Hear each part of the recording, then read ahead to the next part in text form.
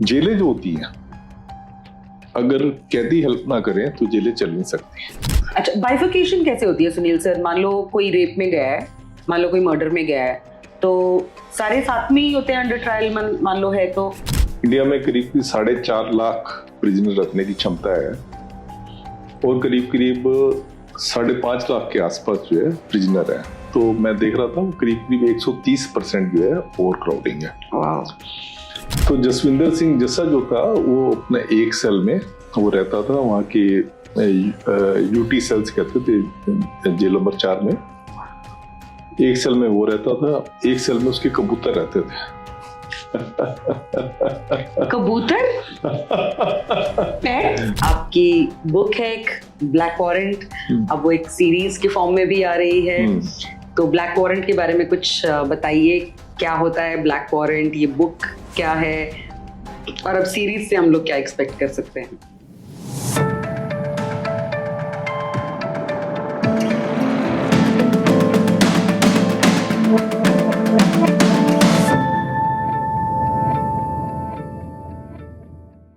Hello and welcome to yet another interesting episode of the एकम न्याय show.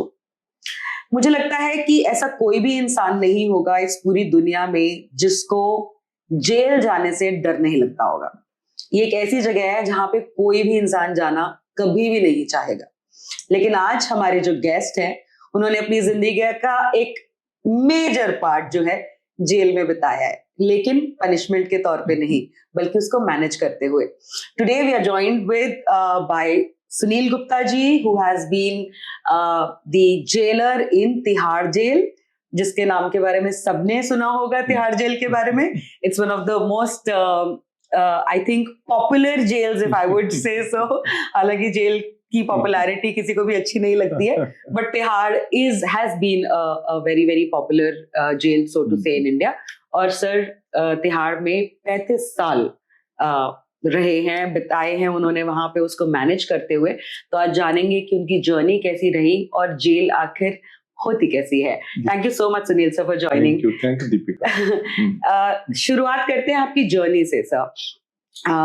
कब join किया आपने तिहाड़, या आप इस फील्ड में कैसे आए, और how did you begin and how long did you manage gels?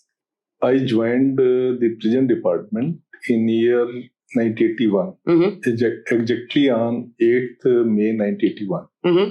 Before that, I was working with the railway. Okay. Almost 1.5 years I have worked with railway, and then joined the prison department because everybody liked this uniform. So for that uniform attraction, put me in the jail. So I joined as assistant superintendent. Thereafter, I was promoted to the post of deputy superintendent, senior deputy superintendent. At times, I worked as superintendent. Then in 1996, I switched over my job from this uniform to the non-uniform. So as a law officer, I joined the new job. And till my retirement, I work on that legal advisor post. तो sir जब शुरुआत हुई तो क्या कुछ थोड़ा सा difficulty हुई अडॉप्ट करने में, या क्या विजन आपने रखी थी अपने दिमाग में इस जॉब प्रोफाइल की, और आपने क्या एक्सपीरियंस किया? देखिए, मैं 25 साल का था जब मैंने ज्वाइन किया था। तो उस टाइम पे होता है कि वर्दी पहनने का शौक होता है, आर्म्स को डील करने का शौक होता है, कैसे हैंडल करना है, प्लस कैदियों को देखने का भी थोड़ा बहुत शौक होता है कि ताकि आप अपने ग्रुप्स में बता सको कि आप जेल को चला रहे हो एज ए जेलर। जेलर के जैसे पुराने टाइम पे अंग्रेजों के नाम पे होता था, जेलर साहब एक बहुत बड़ी एक उपाधि होती थी, वो करने का शौक था। तो मैंने 15 साल तक टिल 1996 मैंने जेलर का काम किया है। उसके बाद फिर मैंने कहा काफी होगी, वर्दी वगैरह बहुत पहन ली, तो चलो कोई नया काम शुरू करते हैं। तो when I joined the prison services, तो मैंने लॉ किया हुआ था।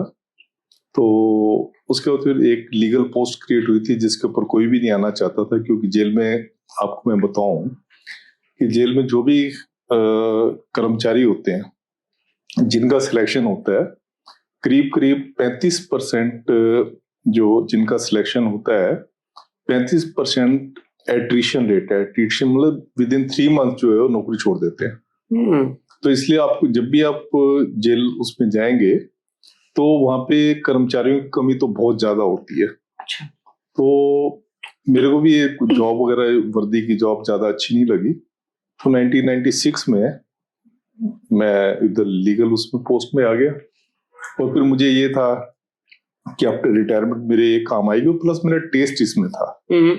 लीगल काम में मेरा ज्यादा टेस्ट था। मैं नहीं चाहता था कि प्रिजनर्स का मार पिटाई ये और जो चीजें होती हैं उसका मैं हिस्सा बनूं। तो मैं छोड़ के फिर इधर तो शांति से मैंने 2016 में मैं रिटायर हुआ और अब मैं प्रैक्टिस कर रहा हूँ दिल्ली हाई कोर्ट में। अरे वाह, very nice sir. Okay, Sunil sir, आपने इतनी लंबी जर्नी जेल्स में देखी है, आपकी रही है। हमारी जेल्स में अंडर ट्रायल्स और कन्विक्टेड जो लोग हैं उनकी क्या बाइफिकेशन या क्या परसेंटेज रहती है यूजुअली, और उनकी ट्रीटमेंट में या उनके लिविंग में जो जेल्स में है क्या डिफरेंस रहता है अंडर ट्रायल और कन्विक्टेड लोगों का? देखें, जो लॉ है अगर देखा जाए तो इसका जो सबसे पुराना लॉ है वो 1894 का है, जो अंग्रेजों के टाइम का बना हुआ था। वो कहते हैं कि आप अंडर ट्रायल्स को कन्विक्ट से अलग रखेंगे, मेल को फीमेल से अलग रखेंगे, एडोलेसेंट को आप एडल्ट प्रिजनर से अलग रखेंगे। ये मेजर इसका क्लासिफिकेशन होता है। जहां तक हिंदुस्तान की जेलों की बात है, इसमें मैं अभी इसकी दिसंबर 2022 की मैं स्टैटिस्टिक्स देख रहा था जो गवर्नमेंट ने रिलीज की हैं। आप देखें कि यहाँ पे 76% जो प्रिजनर है वो अंडर ट्रायल है और करीब करीब 23.5% प्रिजनर जो है कन्विक्ट है, बाकी जो है डेटनी वगैरह है। तो मेन है 76% जो अंडर ट्रायल है। ये किसी भी सभ्य सोसाइटी में ऐसा नहीं होता। किसी भी सभ्य सोसाइटी में आप कहीं भी डेवलप्ड वर्ल्ड में जाओगे, वेस्टर्न वर्ल्ड में जाओगे, तो वहां पे जस्ट अपोजिट दिखेगा। वहां पे 24% जो है अंडर ट्रायल होंगे, 76% कन्विक्ट होंगे। पर ये इंडिया में जो क्रिमिनल जस्टिस एडमिनिस्ट्रेशन है इतना स्लो काम कर रहा है, पता नहीं कौन इसको सुधार सकता है। सुप्रीम कोर्ट ने पूरी कोशिश किया सुधारने की, पर मैं ये कहना चाहूंगा कि सुप्रीम कोर्ट भी इसमें सक्सेसफुल नहीं हुई। मैं आपको बताता हूं कैसे। 1996 में, अगर 1996 में आप क्राइम रिकॉर्ड ब्यूरो की अगर स्टैटिस्टिक देखेंगे तो उस टाइम पे करीब 65% इंडिया की जेलों में अंडर ट्रायल थे और 35% कन्विक्ट थे। ओके, जो कि बिल्कुल डिस्प्रपोर्शनेट था। वो भी किसी सभ्य वर्ल्ड में वैसा नहीं होता। तो सुप्रीम कोर्ट ने इतने स्ट्रिक्चर पास किए कोर्ट्स के खिलाफ, पुलिस के खिलाफ, जेल के खिलाफ, मतलब जितने जो क्रिमिनल जस्टिस एडमिनिस्ट्रेशन है उसके 4 स्टेक होल्डर होते हैं। सबसे ऊपर तो कोर्ट हो गई, फिर पुलिस हो गया, फिर प्रोसिक्यूशन हो गया, फिर जेल हो गया। सुप्रीम कोर्ट ने जो जब 65% अंडर ट्रायल होते थे, इतने उन्होंने स्ट्रिक्चर पास किए कि ये बिल्कुल भी ये सभ्य वर्ल्ड की निशानी नहीं है और इसको जो है हमें एक्सपेडाइट करना चाहिए। अपने सिस्टम को जो है हमको एक तंदुरुस्त सिस्टम बनाना है ताकि जो है उसमें एटलीस्ट कन्विक्ट और अंडर ट्रायल का पॉपुलेशन 50-50 तो आए। उसके बाद फिर आगे देखेंगे कन्विक्ट को कैसे वो करना है। पर उसके बावजूद देखें, मैं 96 की बात कर रहा हूँ, 65-35 का रेशियो था और अब जो है 22 का जो दिसंबर का रेशियो है 76-24। तो डे बाय डे डिक्रीज हो रहा है। अगर मैं आपको दिल्ली की बताऊं, दिल्ली यहाँ पे हर चीज पैम्पर है। कैसे पैम्पर है? Judicial officer, police officer, jail officer, prosecutor, सबकी सैलरी जो है अगर इनके आप इक्विवेलेंट रैंक के जो और स्टेट्स में देखोगे सबसे ज्यादा है। अच्छा, दिल्ली की बात बताऊं मैं आपको तो आपको हैरानी होगी सुन के कि यहाँ पे 82% यहाँ पे अंडर ट्रायल है और 18% कन्विक्ट है। 82%। अब देखें, ये कहा जाता है कि जेलों में, जेलें क्या है? जेलें एक आईना है क्रिमिनल जस्टिस एडमिनिस्ट्रेशन का कि आपका जस्टिस सिस्टम कैसा काम कर रहा है। तो जेलें आईना है, लेबोरेटरी आप कह दें उस सिस्टम की। जेलों में अगर कन्विक्ट ज्यादा है, इसका मतलब आपका सिस्टम जो है ठीक काम कर रहा है। अगर अंडर ट्रायल ज्यादा है, इसका मतलब आपका सिस्टम लिथार्जिक है। करेक्ट। तो उस चीज से आप गाज कर सकते हैं कि किस डायरेक्शन पे हम जा रहे हैं। और इतनी सुप्रीम कोर्ट की स्ट्रिक्टनेस के बावजूद, इतनी सुप्रीम कोर्ट के स्ट्रिक्चर के बावजूद हमारा जो पूरा इंडिया का जो सिस्टम है वो डिक्लाइन पे है। तो इनकी लिविंग में, जेल में, अंडर ट्रायल्स और कन्विक्ट्स में क्या डिफरेंस रहता है सर? देखिए, जो कन्विक्ट होता है, कन्विक्ट को तो काम करना होता है। कन्विक्ट भी दो तरह के होते हैं, एक सिंपल इम्प्रिजनमेंट वाले हो गए और एक हो गए जो रिगरस इम्प्रिजनमेंट होती है। जो सिंपल इम्प्रिजनमेंट वाले होते हैं वो अगर चाहें काम करना तो काम कर सकते हैं, अगर नहीं चाहें काम करना तो वो काम नहीं करेंगे। जबकि रिगरस इम्प्रिजनमेंट वाले को तो काम करना ही पड़ेगा, अनलेस कि मेडिकली वो अनफिट है और वो काम नहीं करना चाहता। Because everybody want to work. Basically, you see in the jails, everybody want to work because in lieu of doing work, they are getting number of concessions, like they are getting the wages, they are getting the remission of the sentence, plus they are getting the special diet. ये सब चीजें मिलने की वजह से हर कोई आदमी काम करना चाहता है, पर हमारे पास इतना काम नहीं है जेलों में कि हम हर एक कैदी को दें। इनफैक्ट कोर्ट ने तो यहाँ तक कह दी है कि अगर कैदी काम करना चाहता है पर जेल वाले उसको काम नहीं दे रहे तो उसको वेजेस देने पड़ेंगे, क्योंकि जेल वालों की वजह से वो काम नहीं कर पा रहा, वो तो काम करना चाहता है, तो उसको वेजेस खाली बिठा के भी आपको वेजेस देने पड़ेंगे। अच्छा, ओके।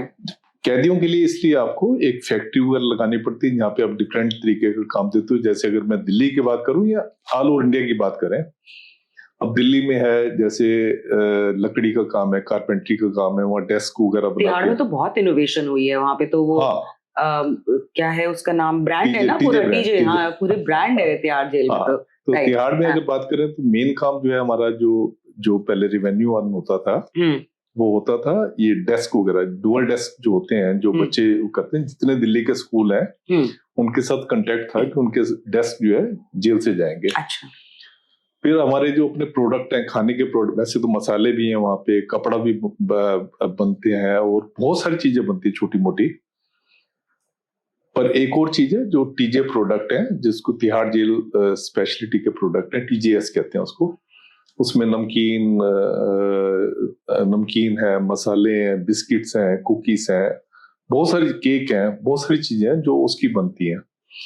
और इनके जो आउटलेट्स हैं बहुत बार बने हुए हैं, कई जगह आउटलेट्स बने हुए हैं, और उन आउटलेट से जो है अच्छी हैंडसम अर्निंग जो है जेल को होती है। जो अंडर ट्रायल है, ये तो मैंने आपको कन्विक्ट्स के बारे में बताया, जो अंडर ट्रायल्स हैं, अंडर ट्रायल से आपने कोई काम नहीं लेना। अच्छा। आपका लॉ कहता है कि अंडर ट्रायल से आप कोई काम नहीं लेंगे। अगर वो करना चाहता है तो उसको आप अलाउ कर सकते हो काम करने के लिए। अगर जैसे कल तक कोई कन्विक्ट था, लंगर में काम कर रहा था, किचन में काम कर रहा था, और अब वो he want to work again, he has come as under trial and he want to work, so we can allow him to work in the kitchen if he give his request in writing. That superintendent jail will accept. जेलें जो होती हैं, अगर कैदी help ना करें तो जेलें चल नहीं सकती। सही बात। जो खाना होता है, खाना कैदी बनाते हैं। अच्छा। कैदी बनाते हैं, कैदी डिस्ट्रीब्यूट करते हैं, सब चीज कैदी करते हैं। सफाई कैदी करते हैं, कोई ये पेड स्वीपर्स वगैरह नहीं होते। इलेक्ट्रीशियन का काम, प्लम्बर का काम, प्लम्बिंग का काम, सिक्योरिटी का काम भी मैं कह दूं, ताला चाबी जो लगानी और खोलनी होती है वो भी कैदी करते हैं। अच्छा। तो जो अंडर ट्रायल्स होते हैं, अंडर ट्रायल्स को they are not required to work as per the rules, but the prisoner who have been earlier been convicted, they want to work and we allow them to work because we need the labor everywhere. In we are having separate kitchen for each jail, so they help in cooking the food and keeping the ward and yard clean and green. So under trials को इसके अलावा कोई काम नहीं करना। आप देखेंगे under trials दो तरह की एकोमोडेशन होती है। कैदियों के लिए भी दो तरह की एकोमोडेशन होती है, अंडर टेल्स के लिए भी। कैदी के लिए एक सेल एकोमोडेशन होती है, जिसको वो आप कह सकते हैं स्टूडियो अपार्टमेंट। अच्छा। हालांकि स्टूडियो अपार्टमेंट तो नहीं होता होगा, बट सॉलिटरी है, मतलब अकेला वही है, अकेला, सिर्फ वहाँ उसमें पे। बाथरूम वगैरह सारा, उसी में पानी वगैरह सब कुछ होता है। अच्छा। और दूसरी होती है बैरक, जो कि शेयर एकोमोडेशन होती है। तो उसमें आप जाएंगे तो बिल्कुल जैसे हम बचपन में हम स्काउट्स वगैरह के कैंप में जाते थे, एनसीसी के कैंप में जाते थे, तो वैसे ही होते हैं, जमीन पे सोते हैं और टीवी वगैरह लगे होते हैं। और अंडर टेल्स का तो मेन ये होता है कि अपना सारा दिन टीवी देखते रहना। जिस दिन कोर्ट डेट नहीं है या अपने केस के बारे में चिंता करना, अपने केस के नोट्स बनाते रहना। अच्छा। कि मैंने इस डेट को है, उसमें क्या करना है क्या नहीं करना, और या कुछ काम वगैरह करना होता है। मेन अंडर टेल्स में आप देखेंगे वो आपस में गॉसिपिंग वगैरह करते रहते हैं। कोई इतना आपस में ग्रुप बना लेते हैं, 2-2 3-3 के, ओपन स्पेस में घूमते रहेंगे। जबकि कैदी जो है उनको सुबह 8 से लेकर 4 बजे तक काम करना होता है। अच्छा, बाइफिकेशन कैसे होती है सुनील सर? मान लो कोई रेप में गया है, मान लो कोई मर्डर में गया है, तो सारे साथ में ही होते हैं अंडर ट्रायल, मान लो है तो, या बाइफिकेशन होती है क्राइम कितना सीरियस क्राइम है, या थोड़ा? देखिए ऐसा होता है कि जो 3 तरह की सिक्योरिटी होती है क्राइम के हिसाब से। एक तो होते हैं जो फर्स्ट टाइम ऑफेंडर होते हैं, जिसके लिए इतनी आपको सिक्योरिटी की जरूरत नहीं होती, जो पहली बार ही जेल में आए हैं, तो they are kept in the least security wards. Then there is medium security ward, where जो आने जाने वाले प्रिजनर होते हैं या जिनको 6 महीने से ज्यादा हो गए फर्स्ट टाइम ऑफेंडर वार्ड में, वो उनको फिर सेकंड मीडियम सिक्योरिटी वार्ड में भेज देते हैं। तीसरे होते हैं हाई सिक्योरिटी वार्ड्स, जिसमें कि गैंगस्टर्स हो गए, अच्छा, या आपके खतरनाक प्रिजनर हो गए, टेररिस्ट हो गए, उनको रखा जाता है। उनके लिए स्पेशल सिक्योरिटी अरेंजमेंट्स होते हैं। ये 3 तरह का वो सिस्टम होता है रखने का। ओके। सुनील सर, हमारा काम लार्जली फोकस करता है उन लोगों की मदद करना जो झूठे केसेस में फंसाए जाते हैं, और आप तो कॉग्निजेंट होंगे कि बिल्कुल। ऐसे बहुत सारे लोग हैं इंडिया में जो इनोसेंट होने के बावजूद जिनको जेल होती है। तो आपके एक्सपीरियंस में आपने देखा है फॉल्सली एक्यूज्ड लोगों को, उनसे बात करी है, क्या परसेंटेज लगभग रहती है जहाँ पे इनोसेंट हो इंसान फिर भी जेल में सड़ रहे हैं? देखिए, अगर मैं दिल्ली की बात करूं, दिल्ली में आपकी जो क्राइम जो इसका जो कन्विक्शन रेट है, वो आपकी मेरे 24-25% से ज्यादा नहीं है। करेक्ट। इससे सीधा आप लगा सकते हैं कि 24-25% से ज्यादा नहीं है, तो मतलब 75% केस जो है वो लीगली स्ट्रांग नहीं होते या झूठे बने हुए होते हैं। जो इसमें मर्डर के केस में आते हैं या दूसरे केस में आते हैं, तो उनको तो कहा जाता है वो सिक्योरिटी में भी काफी हेल्प करते हैं, और जेल के जो कामकाज होते हैं उसमें भी काफी हेल्प करते हैं। जो रेप वगैरह उसमें आते हैं वो बेचारे थोड़े लो लाइंग होते हैं। वो लो लाइंग ऐसे होते हैं कि जब वो जेल में आते हैं तो दूसरे जो कन्विक्ट होते हैं उनको ठीक नजर से नहीं देखते, क्योंकि वो भी कहते हैं कि हमारी भाई बहने बेटियां हैं, तो इसने ऐसा घिनौना काम किया। उसे जो है कई बार उनको ना डिस्क्रिमिनेशन का सामना करना पड़ता है, खासकर जो रेप वगैरह केस में आते हैं, तो डिस्क्रिमिनेशन का सामना करना पड़ता है। तो कोशिश हमारी यही होती है कोई किसी का भी जो राइट्स वगैरह जो है किसी के भी उस पे कोई अटैक ना हो राइट्स पे। पर फिर भी कई बार ऐसा हो जाता है, जैसे मुझे याद है ये जो निर्भया केस में आए थे, लोग इतने एजिटेटेड थे, दूसरे प्रिजनर हैं तो उसमें, बल्कि एक जो मेन एक्यूज जिसको हम कहते हैं राम सिंह, तो उसने सुसाइड कर लिया था। इवन तो मैं डाउट करता हूँ कि वो सुसाइड नहीं था, मैंने अपनी किताब में लिखा है। We all know.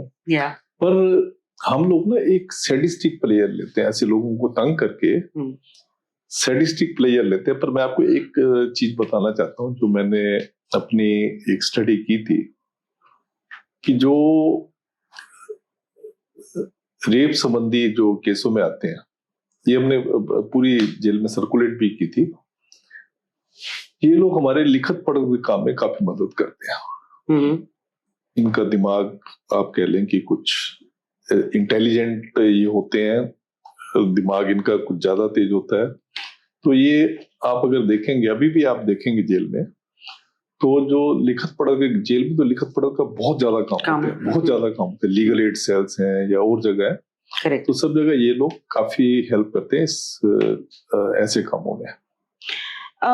अगर मैं ओवरऑल बाइफिकेशन देखूं क्राइम के अकॉर्डिंग, क्योंकि हमारे जिन लोगों से हम डील करते हैं ऑन अ डेली बेसिस, वो सारे के सारे झूठे केसेस में फंसे हुए होते हैं under the crime against women sections.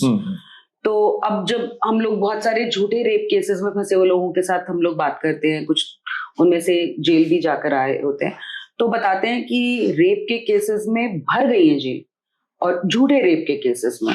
और एक्सपीरियंस तो ऑब्वियसली उनका बहुत ज्यादा खराब होता है। आप बिल्कुल सही बोल रहे हैं कि रेप का सिर्फ सेक्शन लगना ही अपने आप में दूसरे प्रिजनर्स को यूं लगता है कि ये तो रेपिस्ट ही है, चाहे वो कितना भी इनोसेंट हो। तो आपको लगता है सर निर्भया केस के बाद लॉ इतना ज्यादा स्ट्रांग हो गया तो ज्यादा लोग मिसयूज कर रहे हैं? हाँ, देखें, आप अगर इस लॉ का जो है ट्रांसफॉर्मेशन देखेंगे, अब इवन यहाँ तक आ गया कि इसमें पॉक्सो भी अलग बना दिया बच्चे के साथ अगर है, तो इवन डेथ सेंटेंस तक का इन्होंने प्रोविजन इसमें कर दिया।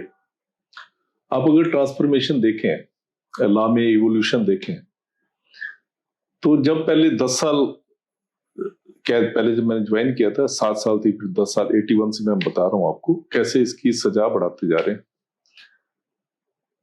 जब आप सजा बढ़ाते जा रहे हो तो आपको गवर्नमेंट को चाहिए उसमें एक स्टडी करें कि इस लॉ का कोई एक आम सोसाइटी पे फर्क पड़ भी रहा है कि नहीं पड़ रहा। अब आप देखें, रेप के केस, जहां तक मैं दिल्ली की बात करूं, करीब करीब 8% केस जो है, 8% प्रिजनर जो है रेप केसेस में होते थे। और इसमें एक्विटल ज्यादा इसलिए होता है कि नेगोशिएशन हो जाता है, झूठे रेप केस होते हैं तो उससे वो निकल जाते हैं। तो आप देखें, रेप केस जो है आपकी ग्रेजुअली इंक्रीज हो रहे हैं, डिस्पाइट आपने इतनी सख्त सजा रखी है, सब कुछ रखा है, फिर भी आपके जो है ये इंक्रीज होते जा रहे हैं। क्यों हो रहे हैं? इसका मतलब ये है कि सेंटेंस का जो है वो डिसप्रोपोर्शनेट है क्राइम से, जिससे कि आपका नंबर जो है इंक्रीज होता जा रहा है। आपका मतलब सजाएं ऐसी होनी चाहिए जिसका कि एक डेटरेंस हो, कि ताकि वो आगे क्राइम ना करे। आप जैसे मर्डर का देखें, मर्डर का डेटरेंस है तो इतने मर्डर होते हैं, मर्डर छोटी छोटी बात पे मैंने देखे हैं, 100 रुपए 200 रुपए के ऊपर मर्डर हो जाते हैं, होते हैं मर्डर। पर मर्डर का डेटरेंस है, मर्डर वो इसलिए नहीं करते कि यार सारी उम्र जो है जेल में पड़े रहेंगे, करेक्ट है ना। पर इसका जो है ये जो सजा बढ़ाते जा रहे हैं, इसका कोई डेटरेंस नहीं है।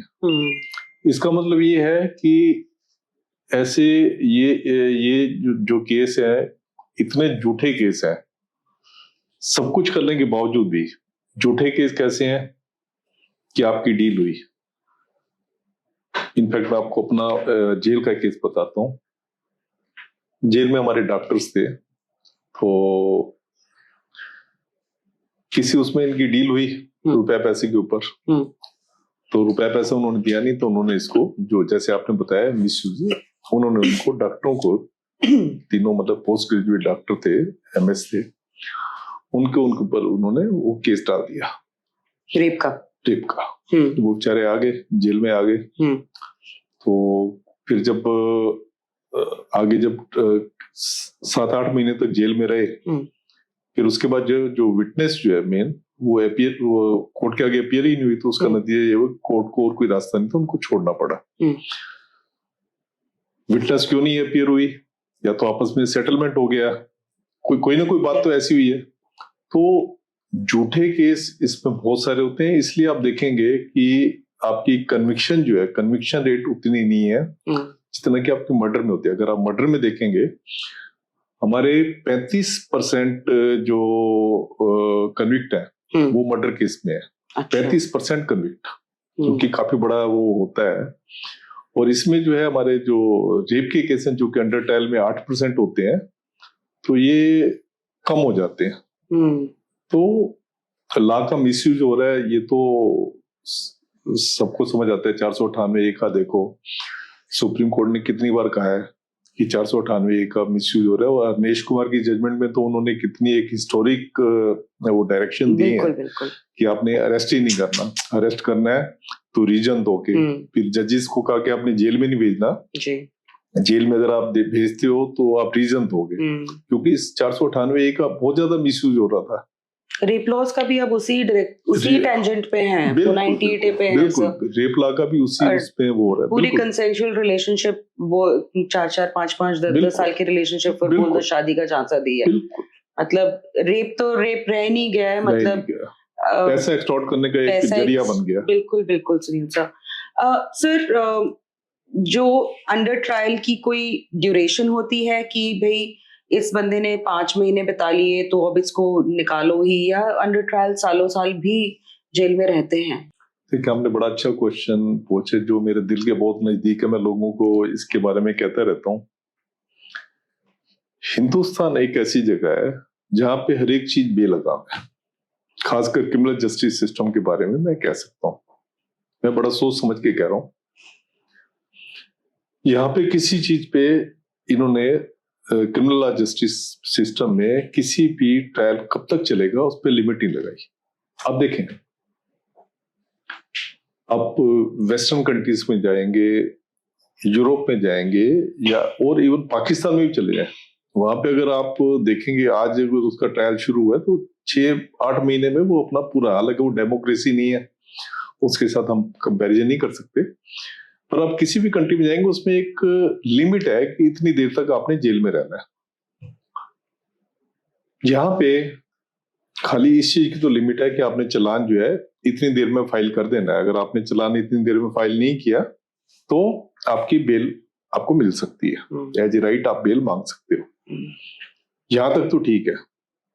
उसके बाद आप देखें किसी, अब जब ट्रायल चल रहा है जज साहब के आगे, कितनी एडजर्नमेंट पे एडजर्नमेंट, तारीख पे तारीख, मतलब दैट इज द रूल, तारीख पे तारीख, तारीख पे तारीख मिली जा रही। कभी हड़ताल है वकीलों की, कभी किसकी स्ट्राइक है, कभी बंद है, कुछ है। अब देखिए कोई लिमिट नहीं है।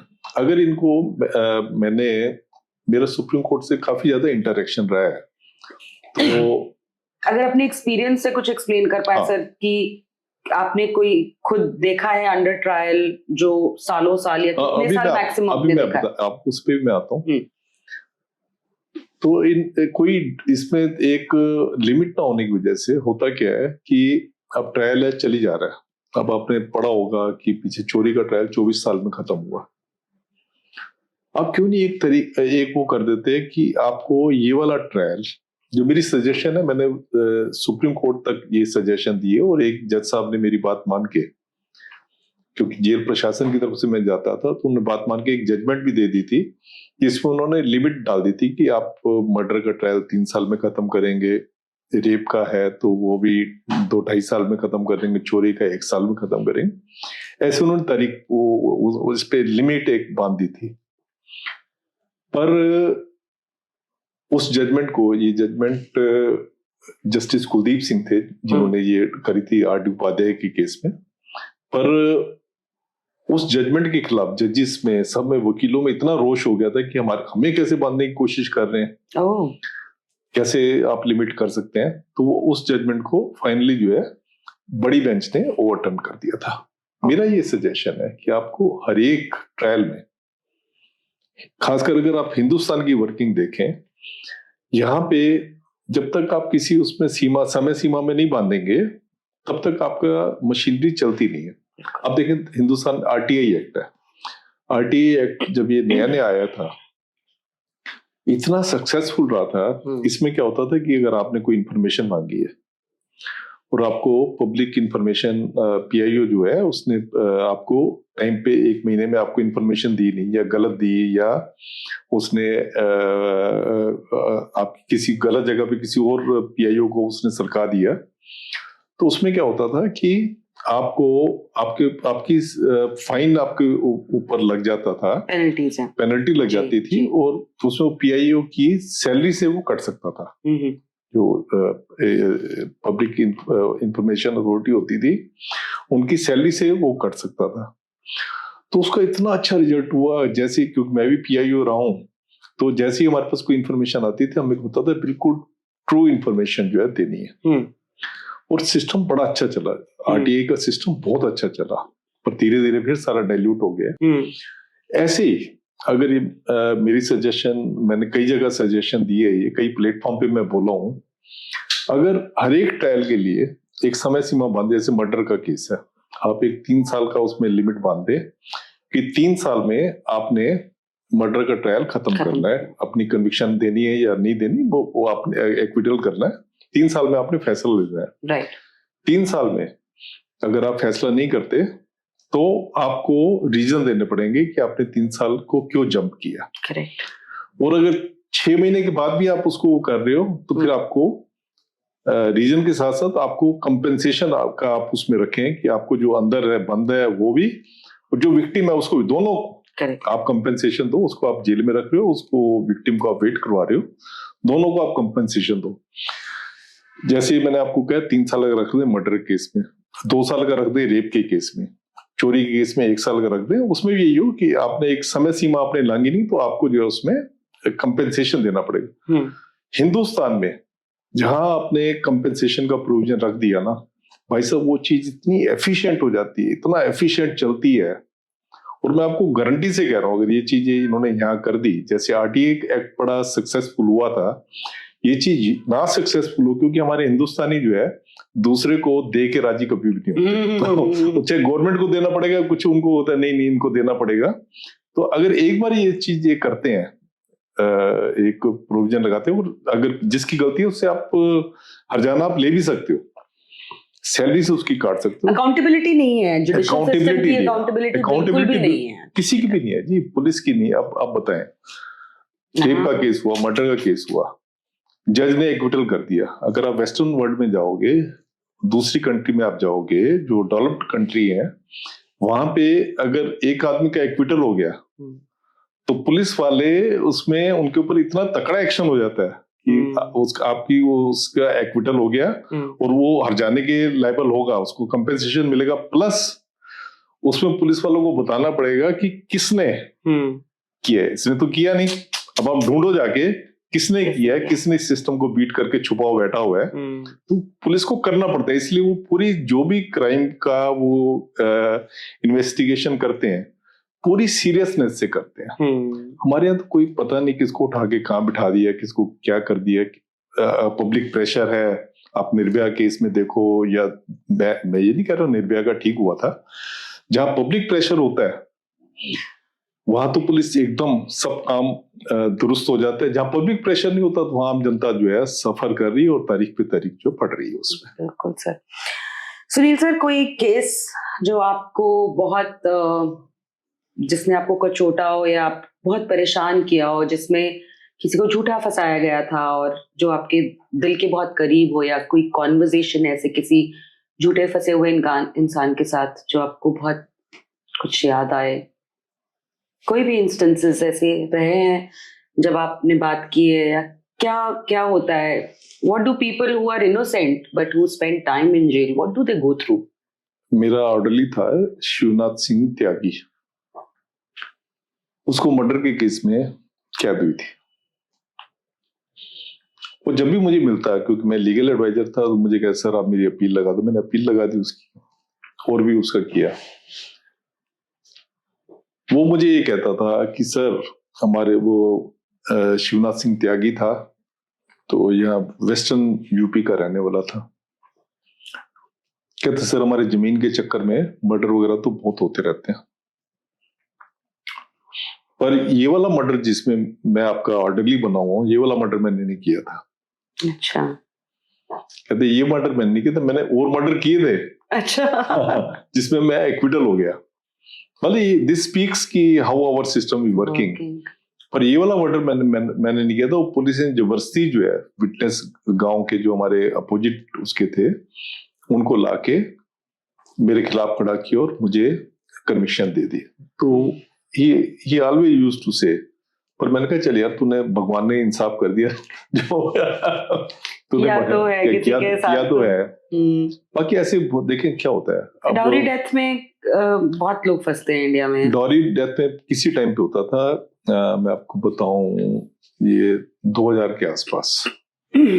आप देखो हमें डॉरी उसका जो डेथ का जो है या डॉरी जो डिमांड्स का जो है एक अलग से एक वार्ड बनाया हुआ था जिसमें कि सासे और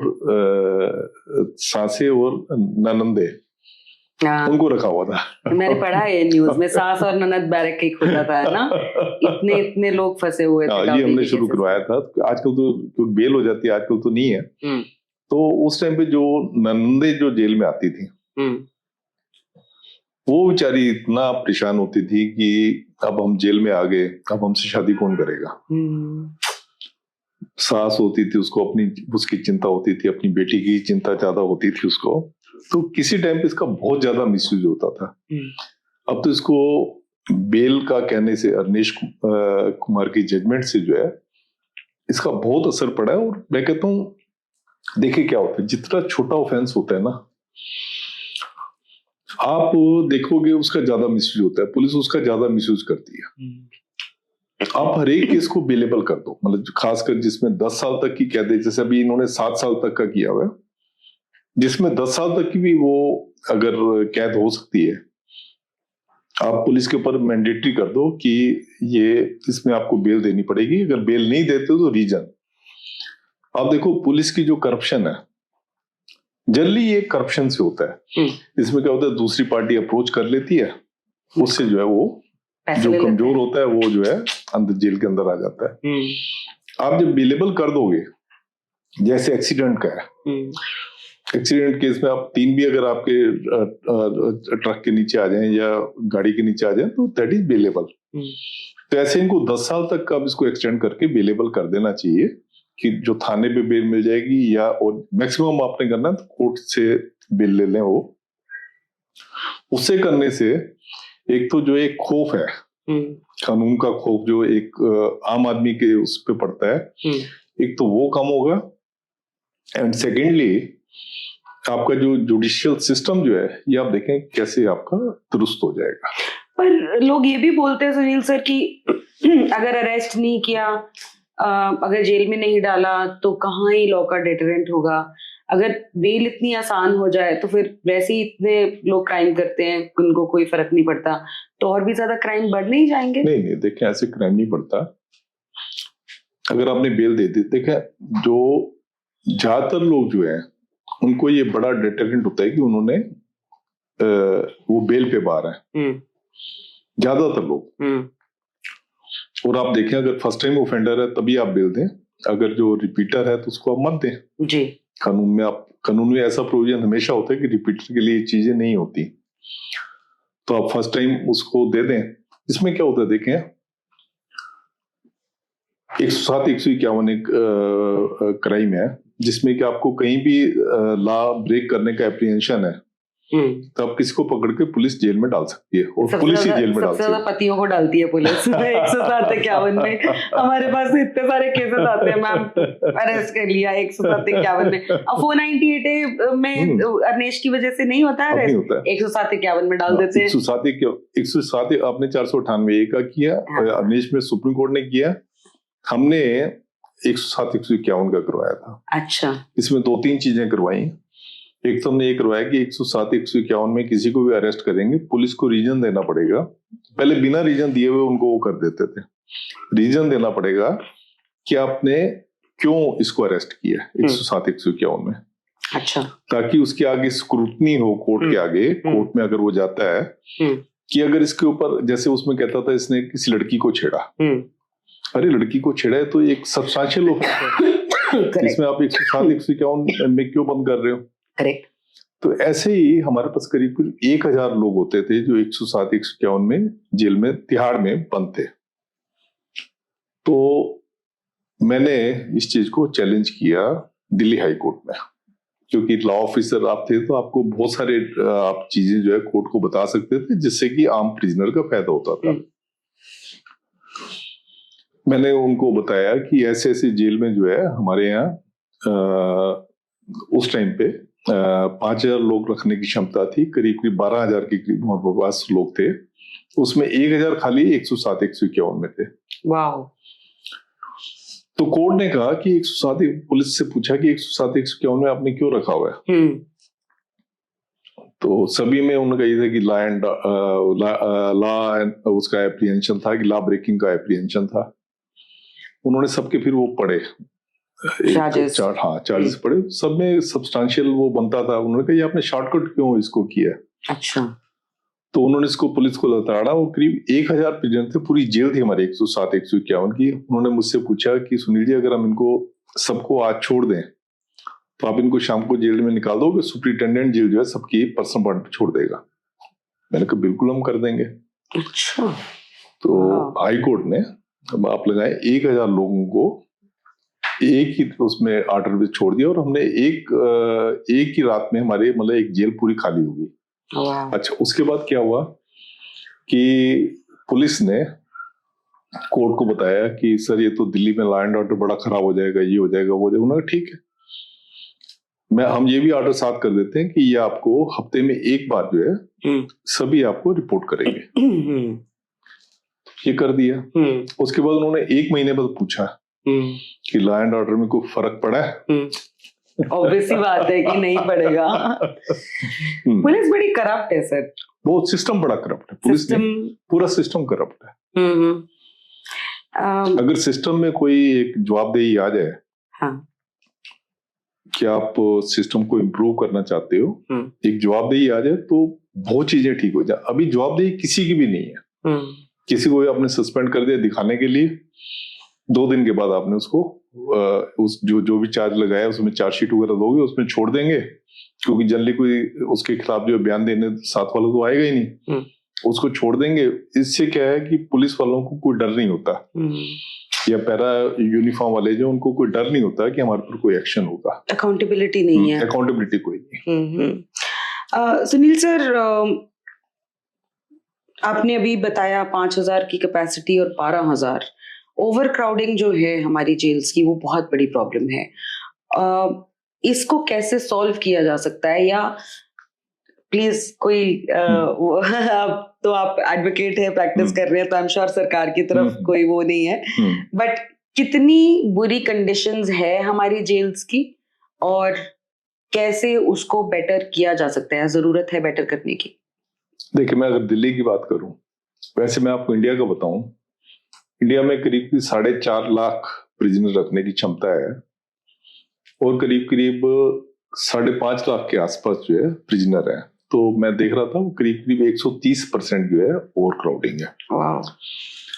अगर दिल्ली की बात करें, दिल्ली में करीब 10,000 लोग रखने की क्षमता है। दिल्ली में 16 जेलें हैं, और उसके अगेंस्ट करीब आप लगाएं 18-19 हजार के करीब लोग जो है यहाँ पे है। मतलब 180% जो है ओवर क्राउडिंग हो गई। तो उसमें क्या है कि जो पुरानी जो जेलें थी, जो आप लगाओ कि अंग्रेजों के टाइम की जो बनी हुई थी, उनमें ओपन स्पेस बहुत होता था, खेलने के लिए होती थी जगह, और आपके सोने के लिए बाहर अगर आप गैलरीज वगैरह बनी हुई होती थी, तो आप बाहर सोना चाहो बाहर सो सकते हो, अंदर सोना चाहो अंदर सो सकते हो। काफी खुली और हवादार होती थी। अब जैसे जगह की कमी होती जा रही है, अब मल्टी स्टोरी जेलें बना रहे हैं। अच्छा। तो उसमें जो है पहले जैसे होता था कि आपने 1000 लोग रखने, अगर आपने 2000 भी रखे हुए हैं तो आपका चल जाता था, आप ओपन स्पेस को यूटिलाइज कर लेते। राइट। अब मल्टी स्टोरी होने से जो है आपका ओपन स्पेस तो है ही नहीं आपके पास, तो वहां पे अगर आपने 1000 रखने हैं तो वहां पे आपने 1500 भी रख दिए, तो इतनी आप जाके गर्मियों में आप देखेंगे ऐसी पसीने की बदबू, मतलब आप एंटर नहीं कर सकते, ऐसा वो होता है। उसमें प्रिजनर रह रहे हैं। इवन दो अब तो जैसे मंडोली वगैरह की जेलें हैं, उसमें एयर सर्कुलेशन सिस्टम है। एयर सर्कुलेशन से जो है इतनी ज्यादा बदबू नहीं होती। दिल्ली की जो तिहाड़ जेलें हैं, इसमें क्या है कि पंखे वगैरह लगे हुए हैं, कोई एयर सर्कुलेशन सिस्टम नहीं है। एज ए रिजल्ट यहाँ पे आप जाओगे तो काफी बदतर सिचुएशन होती है बानिस्पत की नई जेलों के।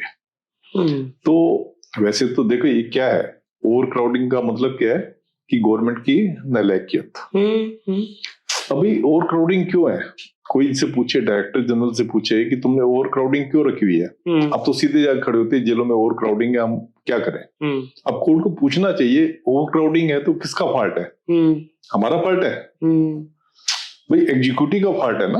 आपको उसी हिसाब से जिस पेस से जो है पॉपुलेशन बढ़ रही है उसी हिसाब से जेल बनाओ आप। एब्सोल्युटली आप कोर्ट के आगे जाके खड़े हो जाओ कि ओवर क्राउडिंग है इसलिए हम ये नहीं कर पाए, ये तो आप अपनी नालायकियत का फायदा जो है कोर्ट से लेना चाह रहे हो।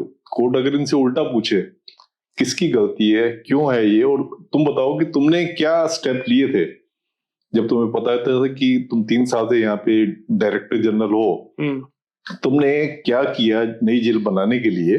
अब देखो कोई जवाब नहीं होगा इनके पास। करेक्ट। जो जेलें बन भी रही हैं दिल्ली में, अगर जुडिशियल इंटरफेरेंस ना हो ना तो यहाँ तो जेल बने ही ना। मतलब जेल एक ऐसा सब्जेक्ट है जो कि सबसे लास्ट का सब्जेक्ट होता है। आप हॉस्पिटल बनाओगे आपको वोट मिल जाएंगे, आप स्कूल बनाओगे वोट मिलेंगे आपको, कम्युनिटी सेंटर बनाओगे वोट मिलेंगे, और आप सर्विस कम्युनिटी सर्विस वोट मिलेंगे। अगर आप जेल बना रहे हो उसमें तो वोट मिलने नहीं। करेक्ट। इसलिए सबसे नेग्लेक्टेड जो फील्ड है वो जेल है। इसी उसमें आप नजरिए में देखें तो जेलों की जो हालत है, जेलों में स्टाफ नहीं है। मैंने जैसे आपको एट्रिशन रेट बताया कि 3 महीने में 30% 35% लोग जो कम हो जाते हैं, धमकियां मिलती हैं। अगर पुलिस जो होती है, पुलिस को कोई धमकी देता है तो उसके पास तरीके होते हैं उसको संभालने के। उसके बाद बहुत अच्छी ट्रेनिंग होती है, आर्म्स ट्रेनिंग होती है, वो उसको ओवर पावर कर सकता है। अब जेल वाला बेचारा जो है ऑलरेडी जेल के अंदर है, तो वो जेल को उसको कोई धमकी देगा भी तो कोई क्या करेगा। मैं आपको अपना बताता हूँ। मुझे मेरे व्हाट्सएप पे नहीं सॉरी मेरे एसएमएस, मेरे को एक एसएमएस आया कि बड़ी बम्बैया भाषा होती है, वो लिखी थी कि तुम कब तक उसको बचा लोगे, मैं वहीं पे आके उसको मारूंगा और तुम्हें भी मैं देख लूंगा। वो नीचे कोई नाम लिखा हुआ था, टेलीफोन नंबर था। मैंने अपनी बेटी को कहा, मैंने कहा ये बड़ा अजीब सा मैसेज लग रहा है, ये क्या है। तो उसने फिर उसका मतलब बताया मुझे, कहने की पापा ये तो कोई छोटा हाजी छोटा शकील है। कोई उसको बेटी को पता नहीं था कि हाजी छोटा शकील क्या चीज होती है, तो कहती हाजी छोटा शकील है, उसका मैसेज आपको आया हुआ है, आपके एसएमएस आया। मैंने कहा हाजी छोटा शकील का आया। उससे 2 दिन पहले छोटा राजन जो है हमारी जेल में आया था। अच्छा। मैं जेल का स्पोक्स पर्सन था। हाँ। शायद मेरी कोई स्टेटमेंट वगैरह गई होगी तो इसलिए उसने मेरे को भेजा। तो मेरा फोन नंबर भी जो है इस पे डिस्प्ले करता था हमारे जो वेबसाइट पे। तो मैंने कहा यार मेरे को, अच्छा मेरा घर भी जो है बंगलो था बिल्कुल सड़क के ऊपर, तो मैं तो डरूं या ना डरूं, मेरे बच्चे ज्यादा वो परेशान हो रहे कि पापा ये क्या छोटा शकील का। छोटा शकील को मैं जानता था क्या है, वो बच्चों को तो इतना ज्यादा नहीं पता था। मैंने कंप्लेंट की पहले अपने जो डीजी थे आलोक वर्मा, उनको मैंने कंप्लेंट की। तो उनका क्या काम है, उन्होंने लेके उसको सीधा आगे स्पेशल ब्रांच को भेज दिया। स्पेशल ब्रांच मुझसे तो इतनी पूछताछ कर रहे, पूरा उनके 5-5 6-6 लोग बैठ जाते थे, एक कुर्सी पे मैं बैठ जाता था और पूछते थे। 2-3 बार ऐसे हुआ। मैंने उनको कहा मेरे को एकदम सिक्योरिटी चाहिए, क्योंकि बच्चे वगैरह मेरे और मेरी वाइफ वगैरह काफी ज्यादा टेरिफाइड है। But nothing was done.